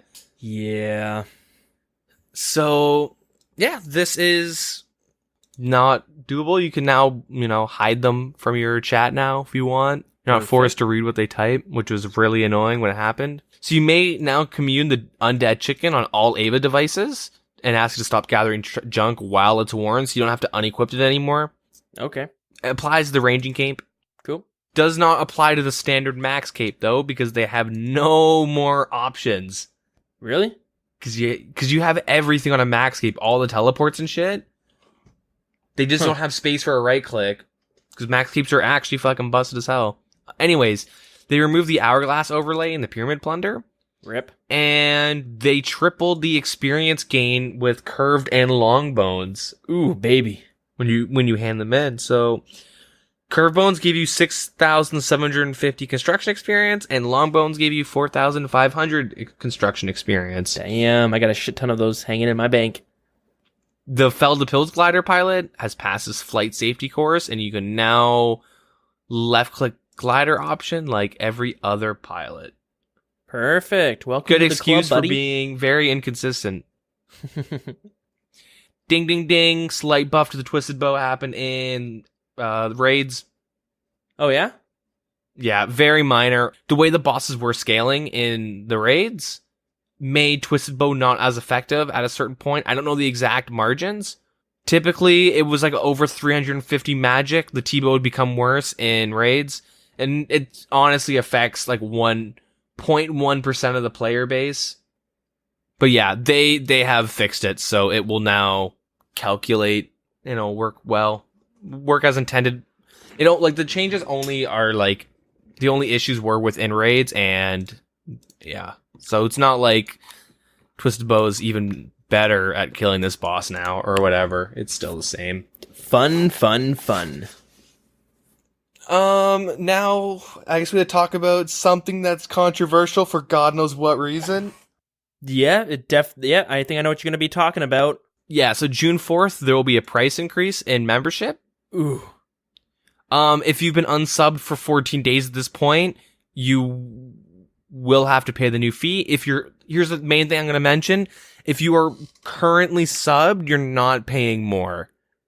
Yep. You're still paying the same. There's been people who have been subbed since 2005, and they're still paying that $5 or whatever it is a month. Yeah. For the membership. So, yeah. So don't worry. It's all good. Everyone's freaking out about this on the subreddits and whatnot. Not that big of a deal. It's just $1. You could go walk outside of like a Tim Hortons and look at the ground near the window in the drive-thru and probably find a couple bucks there and change people have just dropped. Yeah. It seems like... if it's that much of an issue. I think the bigger issue is more of the principle on it. Yeah, the issue is that customer support is really shit in this game. That was the one point I saw a lot, is that like new players, like a new Canadian player will be paying $12 a month. A new American player, $11 a month. And the support is like that. Oh, you got hacked? Oh. Hopefully you can get some traction on Twitter or Reddit. Yep. They have like a really shitty support team, I guess. Yeah. Not shitty, but small. Not that they're bad, is that they're limited with manpower. Yeah. Like people were saying they want to be able to call in. Good luck with that. Maybe once Jagex has like a million player base, he'll have that. But it's a very tough one, because you look at other games, World of Warcraft is a common game that gets compared to RuneScape, or RuneScape gets compared to it. With Blizzard, you are able to call in. You're able to send in, support mail on the website, and it, it becomes a ticket, but it gets checked pretty fast, or will tell you how long it'll take to get checked. Yeah, I know personally, my account was hacked at one point, and I hadn't played for a while, and they ended up locking the account, and I called in to get it. They required me to take a picture of my driver's license and send it to them. So they're super careful about your account getting hacked and stuff like that. If you lose all of your items, it's a completely different game. This could never happen in old school RuneScape, but they restore a bunch of your items and stuff like that. Or there are times where if you send in a support ticket, you're playing World of Warcraft, you'll get a Blizzard employee will message you in game while you're playing.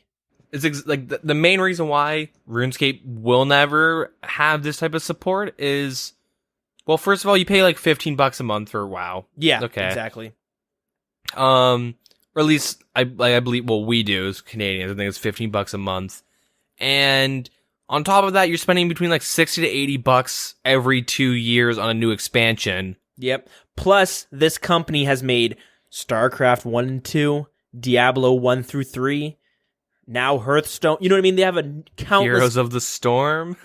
We'll leave that one out. But they have tons of games that they have been extremely successful on. And Activision owns them. And Activision is like one of the fucking oldest gaming companies and most successful. They have a lot of money. RuneScape got bought by some Chinese like mining company that like is being viewed for fraud and shit like that. Like there's some shit going on with Jagex right now. That, where like, Jagex has games like RuneScape Chronicles, which sad to see that one fail. It had bunch of the Fun Orb games that ended up getting closed. They had Stellar Dawn, which if you're if you're a veteran old school RuneScape player, or a veteran RuneScape player, you're probably familiar with a game called Mechscape that was in development, which is supposed to be like a futuristic RuneScape game. Anyways, that thing tanked after they pumped a lot of money into it. So Jagex is kind of on a different spectrum than Blizzard, where Blizzard has a lot of successful games. Jagex has RuneScape. Has RuneScape 3 and Old School RuneScape.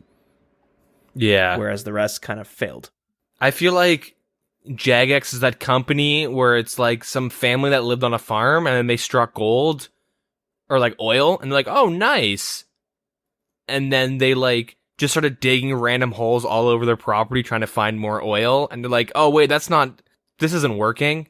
Like, you know what I mean? Like they kind of got really lucky with RuneScape. They somehow fucked that up and they had to go back to Old School. Yeah. You know what I mean? Like compared to like Jagex has spent a lot of money trying to branch out, and I feel like they're gonna just be forever like a RuneScape company. Yeah, it definitely is a tricky one because they have had some games that were moderately successful. Like Fun Orb was like, they had a bunch of games under the Fun Orb, the Fun Orb label, but they had Arcanists. Website? Yeah, the Fun Orb website, but they had Arcanists, which was like a Worms game. You ever played that? Yeah, have you played it recently? No, apparently it's a lot harder to get into. You have to go on some like private server thing. You can get on through Fun Orb. It's kind of a bitch. It does not hold up though. Me and my friends went to go play some, and like you have to jump through some hoops to play it, but it's not that fun. I just remember back in the day, like I remember in high school skipping class, go get really stoned and then go to the library, and then a bunch of people would be playing Arcanists. So I'd jump on it, and I actually enjoyed that game a lot. I think the problem is it's probably stuck in the ages. Like, you know what I mean? It hasn't got any updates to keep it modern. But there was also another one called Armies of Gielinor, which is supposed to be like an RTS-styled game. I never played that one, but I hear tons of people raving about it. Yeah, I think the main thing is that the only thing RuneScape has to do to try and cash in on like cash cows is make a movie.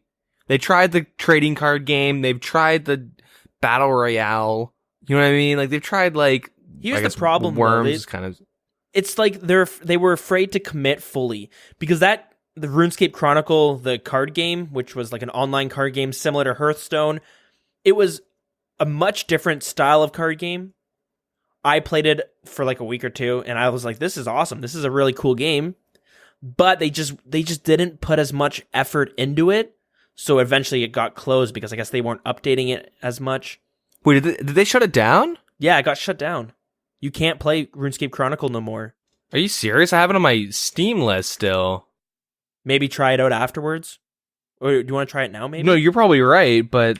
Because there's times where I see it and I'm like, man, I swear to God I had it on my Steam list.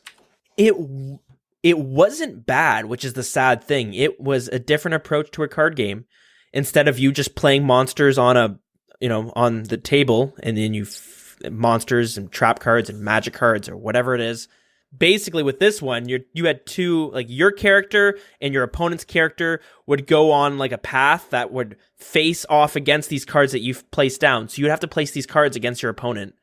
And then you'd place like a goblin, and he would have to fight the goblin. Then he'd move to the next one. It would be like a trap. You know what I mean? Things like that. So it was like you were trying to make It was just different. I'm having a hard time explaining it. If this sounds kind of interesting to you and you want to wish you could play it at the time and you're going to be sad that you can't play it now, there's a YouTuber named Total Biscuit. He does kind of a quick review of RuneScape Chronicles. I saw that video, which made me want to play it. I think it's still up and running. I'm on it right now. I just opened it up because like it would have been taken off my Steam list. Don't really want to jump into a multiplayer game, but Are you able to play it? I can try. Let's see. Yeah, I have an opponent right now. It still works. Oh, okay. Sorry. I guess they just shut down the team that was. It's probably not being working on it. supported. It's probably got the RuneScape Classic like approach where it's Yeah. just unmoderated. They just have it, sitting there. So my issue with RuneScape Chronicles specifically, I mean, this is really irrelevant. We should probably move on after this, but Yeah. it didn't have a fun objective. The game was super RNG based in terms of like you just did shit and hoped you didn't get fucked, and then you did shit hoping to fuck the opponent. Like you just like there's not much. It's not like Hearthstone when you're like, okay, it's turn 4 or like turn 5, they can do this, this, and this. I gotta play around these cards. It's like I can choose to kill this monster, but he might do something that just kills me if I attack this monster. So if I like do this, like it was just, I don't know. It was really maybe it was fun casually, but there was no like actual competitiveness and like I don't know. I don't really think it was like designed with too much thought. I feel like they just kind of did shit that like would have been cool, but didn't really think it through. Yeah, maybe that's a problem. So, yeah, sorry I got that one wrong then. You could still play it, but it's not getting supported, which means it's kind of doomed to fail, I suppose. I thought I read somewhere that it was completely shut down, but... Yeah, the team probably shut down, so there's no more updates ever coming for it. It's just there. Okay, fair enough. That being said, though, I don't know. I guess we got on this because RuneScape can't really make any... Like, Jagex doesn't really make any good games besides, like, RuneScapes. Yeah, little tangent there. Yeah, I guess because of that, they're hiking up their prices for all new players before mobile comes out. A bit of that, and I also think that RuneScape 3 is steadily kind of losing players, which means right now, like, RuneScape 3 makes, at least it was making more money than Oldschool RuneScape, even though they had, like, a lot smaller player base. But the problem is that, not a problem, but a problem, I guess, for people who hate microtransactions, is that you had a small 1% of players who were whales, which we've talked about before, but they're people who spend hundreds and hundreds of dollars pretty consistently on microtransactions in the game. And that's what caused them to make so much money. I think they're kind of slowly losing some player base because not many new players are jumping into that game compared to old school RuneScape. And the microtransaction, the funds coming from the microtransactions might be decreasing as well, which prompts this price increase to our membership. So I think a lot of it, people would rather just try out, like, new to RuneScape, they go to old school. RS3 does seem a little bit more overwhelming to jump into. Like, I tried getting into Elder Scrolls Online because I played it in the beta and it was super shit. I tried jumping in this week, and it felt like I'm only bringing this up because it would be like as if someone tried out RS3 for the first time. There's a bunch of random shit with daily rewards and like, oh, you hit level 5, you get all this free shit. Oh, you didn't have enough inventory? That sucks. You don't get any of it now. Like all this really weird shit. And you're like, I don't want to play this. I just want to like sit down, turn my brain off and kill shit. Yeah. Where like, that's very much old school where you jump in. You're like, what do I do? I'll attack this man. I'll attack this goblin. Yep. I'll attack this cow. Like you just kind of like, it's super easy to just kind of start playing. I don't know how it is for RS3, but the main thing with microtransactions, if it doesn't have a like increasing population, like if they can't, I think I mentioned the revolving door where like casual people come in and out. Mm-hmm. If they don't have casual players going directly to RS3, like ideally what Jagex wants is like, let's say every week 10,000 people try out RuneScape, but none of them stick around. They would want those 10,000 people to go into RS3, play it for a bit, maybe spend $5, be like, this kind of fucking sucks. And then, you know, they do their microtransaction or whatever, and then as they're on their way out, they try out old school. Like, I feel like that's kind of the Jagex plan, is to, like, they want everyone to try out RS3 because they have more potential to make money. Mm-hmm. And if you're going to leave, go play old school because there's more longevity. I'm not saying it's better. I'm biased. I'm going to say it's better. But I mean, like, there's more longevity when it comes to old school because there's no microtransactions. Like That's the problem. Like RuneScape 3, and by no means is a bad game. There's tons of people who enjoy that way more than old school RuneScape, and I can definitely see the appeal of it. Bunch of times I try to get into it, but as you said, with all the dailies, and then you get this treasure hunter thing, and you start getting overwhelmed, and you're like, shit, this is too much. Plus with the microtransactions, it kind of, it really hurts your motivation for certain goals in that game. But they have some really badass looking bosses. yeah, I love some of the animations. Yeah, the graphics are beautiful. Yeah. Like aesthetically, that's like my preferred look, where it's like kind of cartoony but not really. Like it's got like a really unique look that I like a lot, and seeing some of the spells I think is really neat. But me trying to play it, it's like it's like if you've never played MapleStory or something before, go jump on it for an hour, and that's what every person trying to RS3 kind of goes through, where there's like so much shit on the screen, you don't know what to do. Like this, I'm gonna stop playing. And it feels like it has this like trickle effect where like if you've been playing RuneScape from 2007 to now, over time you're able to get used to all these updates that came out. But, you know, if they're going through the weekly updates that old school RuneScape is, someone who's never played it before has to deal with, 15, I guess 18 years of updates for the most part? At once? Yeah, it's oh baby. Yeah, it's quite a lot. That being said, that's probably a pretty good reason why memberships are also going up. It's not that they're milking the community for more. I think they kind of have to. Yeah. I think they realize that like microtransactions is killing RS3, and like, you know what I mean? Like you could spend, what did Dovius do? He spent like $10,000 maxing an account. I guess getting $10,000 from a player is, you'll be okay if they leave because they'll never spend that much in membership. It's the issue like kind of related to bondscapes. I should mention this. I believe they upped the price in bonds, didn't they? Yep, that went up as well. Which I think is okay as well.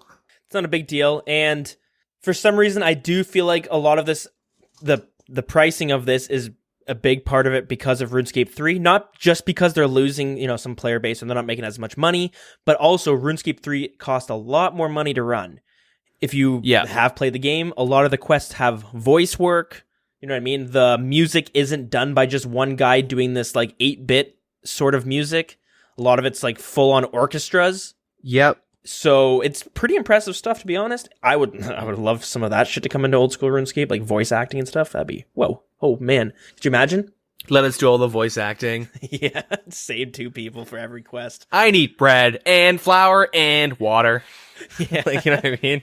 Go do a quest. I need 20 balls of wool.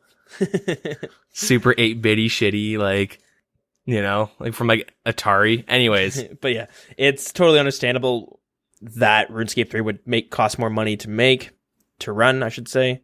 But yeah, the big issue is people are starting to be like, well, for a couple extra dollars a month, I could get into other games like World of Warcraft, which is kind of true, but, you know, they're 2 completely different games.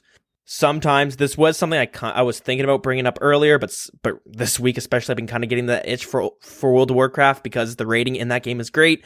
There's a good teamwork sort of feel to that when you're doing it with your guild, but they're 2 completely different games, and RuneScape gives me an enjoyment from that game that I can't get from World of Warcraft, and vice versa, I think, but more so RuneScape. Yeah. So, I mean, overall, I'm not super worried, mainly because I'm going to stay subbed. That's the main thing, is like, the only thing I'm worried about is a new player looking at the prices of membership and going, you're Australian, $13.50 plus tax a month? Yeah. Ooh, like that, or like American, you know, $11 a month? Like, what the fuck? Whereas back in the day, you'd look at World of Warcraft, $15 a month, plus you'd have paid $20 to get the game itself, let's say. You look at RuneScape, $5, and it's slowly increased over time, which makes sense. It kind of has to. Inflation. Yeah. But that was an appeal to a lot of people for old school RuneScape. You had to convince your parents to pay $5 a month, no problem. $15, so, you know, you're a little kid. Please, Mom, it's $5. This will be my birthday gift. Yeah. I won't ask for anything for Christmas. It's like, oh, please, please. It's only $5. I'll do all my chores. Like, yeah, now it's a bit more, I don't know. The player base is also generally older. A lot of people are out working, so they don't really mind. I'm just kind of worried about like the new player base. Yeah. Sitting in free to play, competing with a million fucking bots, and then like because free to play and members, like the way it works in RuneScape is so different from any other game. Yep. Like most MMOs, you kind of get the whole game for free, but you pay to win. You get bonus experience, or like you can like buy gear. I guess you can kind of do that with bonds in this game, but you know what I mean? Like, there's like you get a game and then you pay for like a bonus package where you get like just better. The base game itself is completely better. In RuneScape, you just get more of the game. So for me, a lot of people, if they've never played this before, they might be worried that like, okay, I get new skills and bigger world, but all I see are bots and scammers. You know what I mean? Like, they aren't aware. Maybe, okay, I can kill Obor. That's cool. There's other bosses. That's kind of cool. But Obor is kind of, he's okay. It's because it's so different. Just that 12 or I don't know.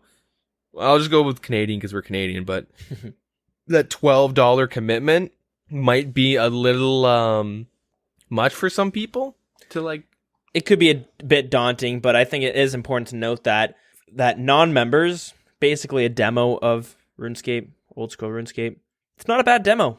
No, it's totally good, but a lot of, like, for us, we couldn't go back to non-members now and we played it, we'd be like, this is horrible, but that's because we've stepped into the forbidden lands of members, you know what I mean? Of the members server. For a non-member, someone who's never had a membership for RuneScape before, I would be surprised if they don't thoroughly enjoy their experience on free-to-play, because it's pretty good. And then, once you make the commitment of paying the money, you start going, wow, this is 20 times bigger and better than what non-members was. Yeah. Okay, I will say, I have remembered my free-to-play account. I remember one podcast I mentioned, I don't remember the info. I did jump on them this week and last week and played them a bit. Okay. And I personally find free-to-play still fun, especially now with Corsair Curse out. Hell Giants isn't as swamped. True.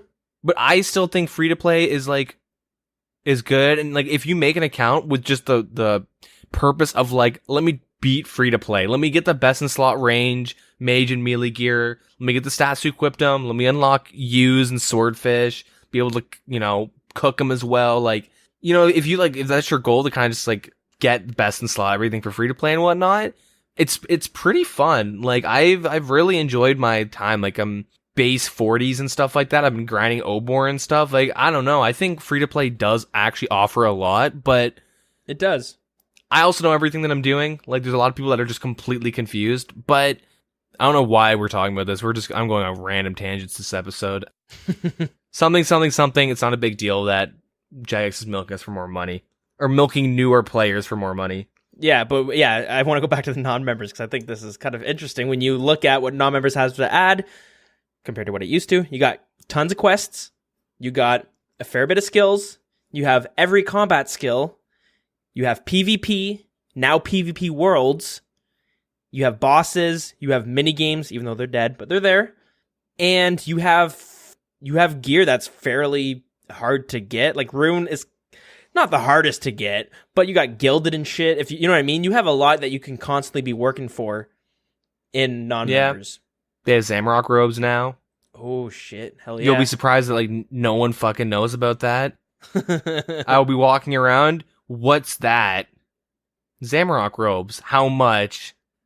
50K each. Really? No, haha. I'm kidding. They're really cheap. Yeah. Oh, are they good? Yes, they're the best. Oh, I think it's safe to move on. So yeah, price increase. That's about it. Yeah, that's it for the news. Fun stuff. So I guess we'll move it right along to the community and events that are going on. I basically have two things that are kind of tied in together. One thing is something we probably should have talked about before. I think it just slipped our minds. I had it in our notes, but I just kept forgetting. Anyways, we don't normally go over the polls once we've originally talked about them because Eventually in the future, we'll talk about the release, and you get to know everything that passed then. But since this is Raids 2 with a bunch of new items, we'll quickly go over the things that did fail. So the new raids, Theater of Blood, and the quest that came along with it all passed. The Bastion potion, which is a ranging potion and a super defense potion put together, that passed. Same with the Mage potion plus the super defense. But the Totality potion, which was basically a super combat potion with a magic potion and a ranging potion all together, that did not pass. The Vigor potion, which was a potion that restored your prayer, as well as giving you a weak stamina potion effect for 1 minute instead of 2, that didn't pass. Neither did the Super Prayer potion, which was standard prayer potion, but it also gave you an additional 6 prayer points over the course of 30 seconds. That failed. The Hilt did pass, but the prayer, which was basically an overhead that gave you a boost to your melee attack and strength, but lowered your defense, that failed. And all the armors that we talked about, the Scythe, the Rapier, the Staff, the Justiciar armor, that all passed except for the ranged Vambraces. That did not pass. Any thoughts on that? So most of the potions, or pretty much all the potions, don't pass, right? So except for the super defense and ranged, and then the super defense and magic potion. Yeah. That will make Vials of Blood a lot cheaper. Yep, definitely. So it means recharging the new trident, whatever, the Gwen Stefani, this Sanguinesti staff, make that even cheaper to recharge. That's the only thing I really took from that. I am kind of worried with the super range, mainly because ranged is the best DPS by far as of right now. Oh, definitely. With rigor, you bring ranged to bandos now in teams if you have rigor. Yeah, that is true. Which is weird because bandos is known for having really high range defense. That's the only reason why I'm bringing that up specifically. Range is really good. Super ranged will be super strong. Probably I don't know. I don't know. It could be expensive to use, but the Vials of Bloods, there's not so many uses for them. Yep. I guess it also depends on the amount of people able to actually farm raids. Yep, that's There's true. going to be a very small portion of the community that's going to be able to farm raids. Yeah. But yeah, whatever. I kind of expected most, if not all, of the potions to fail. Yeah, it makes sense. I like the potions, but with the whole power creep and people being afraid of it, to have them all coming from this one raid, maybe not such a good idea. Maybe in the future, it might fit more, but having the ranged and magic potion, having a defense with it, makes sense since we already have the super combat. I'm sure one day we'll see the totality potion, but maybe to bring that out with them is a little bit too much. So save it for later, I suppose. And with the second part of our Theater of Blood little thingamajig that's going on right now is, we talked about it last week, was the armors. I posted on our Discord the 3 that they were kind of deciding between. They ended up opting for basically a mixture of 2 of the armor designs. So what we have now, and I actually already have this currently posted up on our Discord, so you might have already seen it. The voting between 3 different styles of the armor. So basically, I'm not going to go ahead and try my best at describing this. I'll just quickly give a run through. They have set A, which has these little ears and a long plate skirt, basically. It looks kind of like a samurai looking armor, sort of. Then they have set B, which doesn't have the little ears, and it has a shorter skirt, basically close. It kind of looks like a Bando's tassets. And the third option, option C, has a long plate skirt, but the helmet has these kind of wings on the top of it, and they're pretty big. So they all look pretty cool in my opinion. You're able to vote on them. Deagin, what are your thoughts? Which one do you like? I liked the B one. Yep. I thought it was the nicest. I think most people liked C, was it? Well, people are kind of in between A and B. Oh, sorry. I'm looking. You're talking about the ones with when they're changing the styles of the ears, right? Yeah, the last. Okay, yeah. I was looking at the when they were trying to figure out which ones to keep working on. Yeah, I was looking at the wrong poll. Yeah, I like B a bit. A is okay, but I think the ears are a bit too big. C, It's got these fucking like Star Wars-esque fan type things on the head. I don't know why. Like it looks, you know what it looks like? Like I don't know, some shit from Halo or something. I don't know. It looks really weird though. C's pretty shit, but See, the main reason I wanted to bring this up was because there's a lot of differencing in opinions. So in the polls, you're able to vote on both the helmet and the skirt. The plate is the same for all three of them. yep. So you kind of mix and match which ones you like. So originally I was agreeing, I think you said B was the one you liked the most. Yep. That one, at first I was like, that's the one I like the most. But the more I looked at C, the one with the ridiculous helmet, I kind of liked it because it does look a bit ridiculous, but it reminds me of an armor. It reminds me of armor that you would expect to see like Sarah Doman's personal guards wearing. Like they look kind of, I don't know. They just look a little. I don't know how to explain it, but they look more legendary, I suppose. Yeah. I look at them and it reminds me of something from Diablo 3 when you're in like the heavens and you have all those arch knights, the archangel knights. Yeah. That's what it kind of reminds me of, and it started to grow on me a bit. Yeah, I think like maybe it's a bit too big. I would like some cool feathery, you know, some styly thing, kind of like the Nadazon helm. Mm-hmm. How the ears are in that. I just don't. Maybe if they were like rotated them similar to the Nadazon, where they're more like ears instead of like satellite dishes. Yeah. Okay. Fair enough. 'Cause you couldn't even like run in that. You're like 0 wind resistance. Yeah. But it is way better than the original design. Oh God, yes, the original design. Like, I would prefer those wings on his feet, hands, chest, give him big wings in the back, you know what I mean? Put those everywhere over like some deformed bird. Yeah. Go back on our the Wilderness Podcast channel on Discord and you'll see the post of it. It is comical to say the least. Yeah. I do gotta say though, C does have my favorite skirt. So yeah, I just wanted to bring that up because it looks pretty cool. This is what we're going to be expecting to see. All three of them look great, and as you mentioned, way better than the original design. Titan on our Discord, I think, says it best about the third option, option C. He said that winged helmet looks like it would either be really cool in game or the jankiest thing, which I totally agree. It would either be fucking sweet or it would look so bad. Yeah. There's no mid. Either would, yeah, exactly. Anyways, you can go out there and vote for it in the polls. Basically, the original design was based off of Ming's design on Reddit, so it was pretty good. Good work out there. The one thing I would have preferred to see is like them hold the best in slot gear and stuff. Oh yeah, I think like the most important is that like I think it should look good with the relative gear you're going to be wearing. Like if you look at these images, you'll see them wearing like what are those, the Bandos upgraded boots or whatever. I forget what they're called. Yeah. And the barrel gloves, and they don't really work with the armor. Like the coloring is enough. I know they will look different in game because they can't apply this type of a coloring in game. Mm-hmm. Inferno fiasco. Yep. But just refer to that.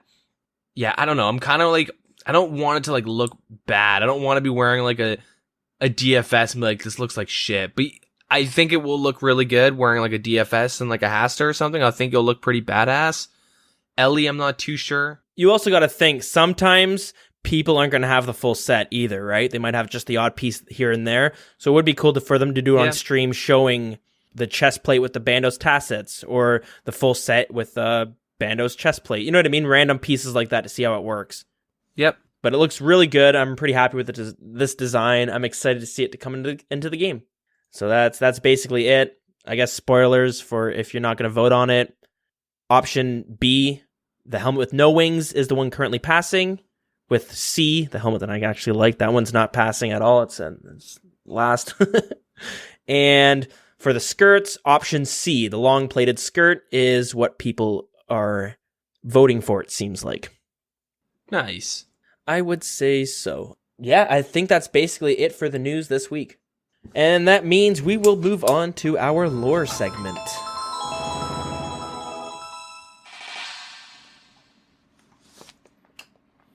Let me see something. This week for lore, we're talking about probably the most important and biggest event in the history of RuneScape. So to sum up, the last two previous lore segments, we talked about the first and second age. If the first age began on year 0, with Guthix finding Gielinor and shaping the plains for a world where life could exist, and ending on the year 4000, where Guthix descends into his first slumber, where he will hibernate for thousands of years, which leads right into the second age, which, as I just mentioned, begins on the year 4000, where Zamorak, who at the time is one of Zeros' generals, betrays Zeros, killing him and allowing Zamorak to ascend to godhood, which means it brings us to the third age, which begins on the year 6000. So with the fall of Zeros, it caused a huge rift within the Zerosian Empire, which at the time was the biggest empire on Gielinor, where he controlled huge cities and regions in the world. This caused many rebellions against Zamorak within the Zerosian Empire, which marks the start of the God Wars. Many of the gods wanted to conquer this new empire and to control most of Gielinor, and in doing this, it caused the biggest all-out war that we have ever known on RuneScape. Many of these battles caused devastation on landscapes and causing a wasteland all throughout the world. One of the first cities to fall was Hollowvale, which during the Second Age, as we have talked about, it was the biggest Saradomist kingdom. After the fall of Hollowvale, Saradomin sent armies to attempt to liberate the city in eastern Mauritania. Accompanying these armies were a group of 6 legendary warriors. Although these armies and warriors were unable to liberate the city, losing a devastating amount of casualties and the death of these 6 mighty warriors. We do not know exactly how they fell, but today we can see the graves of these warriors buried in Mauritania. These 6 warriors are known as the Barrows brothers. With Saradomin losing the Battle of Hollowvale, he was forced to retreat from Mauritania, where he lost all control to Zamorak. He then sent 7 priestly warriors to defend against the Zamorakian forces from invading the region of Misthalin. The 7 priestly warriors were killed in battle while trying to defend against the Zamorakian armies. All except for one warrior, Ivandis Sirgaze. Ivandis was later then killed in battle on the border of Misthalin and Mauritania. Sometime after this, we see the battle and destruction of the great Zerosian city of Senitsin. We do not know which army was the cause of this destruction. It could have easily been a battlefield of the forces of Saradomin against Zamorak, where the Zerosian city, Senitsin, was caught in the middle and held victim, as the 2 great armies attempted to divide and conquer different sections of the Zerosian Empire. The city of Senitsin has been believed to have been 3 times larger than the city of Varrock, but the events that took place that caused the destruction and fall of this great city is largely unknown, and the ruins of this once great city can be found at the archaeological dig site east of Varrock. One by one, many great Zerosian cities begin to fall, and his once great empire begins to crumble as the gods, Saradomin and Zamorak, continue their battles across the lands. The 4-3 campaign, later on known as the Wilderness Campaign, is where we see the last major Zerosian cities fall. These cities at the time were known as Padiwa, Carol, Lassar, Dariak, Karolongar, Anakarl, and Gorok. With most of these cities falling, the last of Zeros' followers retreated to the Caridian desert where they lived in exile. And with this, the knowledge of powerful magic spells were then easily forgotten, as only a few remained that had the knowledge of how to use them. And these magics were known as the Ancient Magics. Nearing the end of the God Wars, Zamorak sent an army to conquer the city of Uzur. Uzur, at the time, was an advanced civilization whose people were experts in magical craftsmanship. This city was unique as it did not worship just one god, where many of the people worshipped Saradomin, Zamorak, as well as Armadil. The city of Uzur had created stone golems, and using magic, had them purpose to defend the city if ever attacked. The Zamorakian army was led by the chief lieutenant Thamaron. During the Battle of Uzur, Thamaron and his army was able to conquer and occupy the city for a great deal of time. While the clay golems were able to do a lot of damage to their armies, they were not able to fully succeed. The chief lieutenant Thamaron was wounded in battle by one of these golems, where he later had to retreat to his own plane, where he later died of the injuries of battle. But during this, his army remained within the city to control it. The moderate Azandra was part of a small faction that remained loyal to Zeros. He then went to the city of Uzur and defeated the army. The people of the city then retreated to the city of Olek, which was then later destroyed by more Zamorakian forces, causing the survivors to retreat south, where after the God Wars, they founded the cities of Sophanum and Menephos. After Azandra had aided the city of Uzur, both Saradomin and Zamorakian forces joined together to dispose of the Great Majorate, where they trapped him in the Joldroch Pyramid. Around this time, we see Haziel, a commander for Zamorak, capture the city of Ardone. Sometime during the God Wars, we see the god Bandos banish the Dorgeshan race, where they retreat underground. At some point, a civil war erupts amongst them. But at the end of the civil war, the city of Dorgesh Khan is found. We also see the dwarves flee during this time beneath the surface, where they seal up their capital, Keldagrim, from the rest of the world for thousands of years. The elves mostly stay hidden in the lands of Turanwan due to the dangers of the God Wars.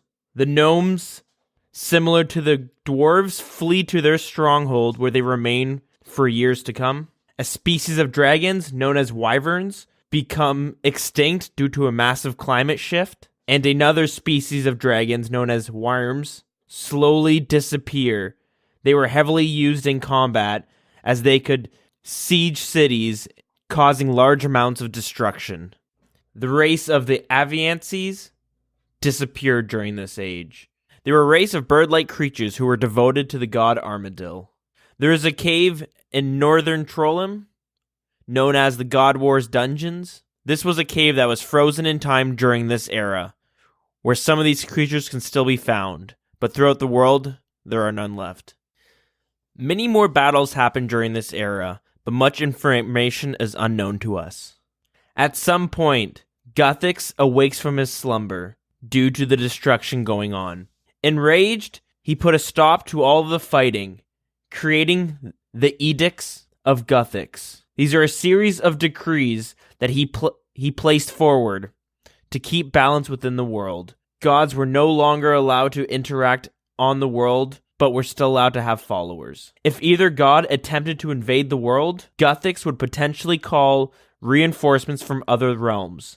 This would cause and escalate the crisis to lead to another and possibly much more devastating god war. And at this time, Guthix also creates the Void Knights to act as watchmen and to intervene if any crisis between the gods may occur. This marks the end of the Third Age, lasting 4,000 years, which means the God Wars ended on the year 10,000. I know we talked mostly about Saradomin and Zamorak, but both Armadil and Bandos were both present and also battling as well. Much information on those two has been long lost, but since Saradomin and Zamorak are both very prominent today, a lot of information is still available to us. But even still, on the grand scheme of how big the God Wars is and was at the time, we have lost much of the information, and there's much we still don't know. And that's it for this week's lore. Next week, we'll be talking about the Fourth Age. Alrighty, now that is done, that means we basically bring this one on home, don't we? Yeah, I think it's time to wrap it up. Alright, guys. So if you want to follow us on Twitter or any of those platforms and play with us in game, there are a number of ways of doing that. Our clan chat is WildCC. Our Twitter is @TheWildernessRS. Our Facebook is facebook.com/TheWildernessPodcast. And our email is thewildernesspodcast@gmail.com. And if you're listening to this on Twitter, feel free to comment. We do get some comments every now and then, saying some very kind words. So quickly, a quick shout out to Jake Kruger, Anton Biagi, and Cass. Thank you very much for the kind words on our YouTube video. We also have a Discord that you guys can jump in and basically see the things we post. I try to keep good with posting them on Facebook and Twitter, but it gets kind of troubling. Not troubling, but it's kind of do a lot of it at work. And sometimes it's just hard to get them all posted on all three of them. Discord just is the most convenient. I mean, our Discord by far is like the most active. I've been putting like a lot of work in to like improve the Discord, and I have some things in the work right now to make it a better resource for everything, I guess. Mm-hmm. That makes sense. So there's like a lot of things. If you want to join our Discord, you can ask us questions, join in conversations, blah blah blah blah blah. You know the deal. Find people for bossing and PKing. Yeah, a lot of cool and friendly people in there that are always willing to help and basically do things in game with. And if you don't know what Discord is, it's basically a voice/text chat sort of channel thing that you can go on through the website. There's apps for your mobile phone, or there's a program on the computer you can just download to use it. Yeah, super you can also useful. use the browser version too, which is nice. Yeah, through the website. It's pretty convenient. You just click the link on our Facebook or our Twitter. It will bring you in there. And they're pretty good. And from what we've talked about in the past, a lot more RuneScape friendly than TeamSpeak and the other ones. Yep. Because you won't get no DDoSed. IP grabbers in this. Yeah, you're able to keep your IP safe. All right. So yeah, there is all of our social media plugs. I don't really know. What do you got? Twitch, Twitter, DeaginRS. Yeah. Quick and simple. Nice. All right, let's pack this one up and get out of here. Yeah. All right, guys. Thanks for listening. Yes, thank you for listening, and tune in next week for episode 81. Yeah, have a good one. Bye-bye.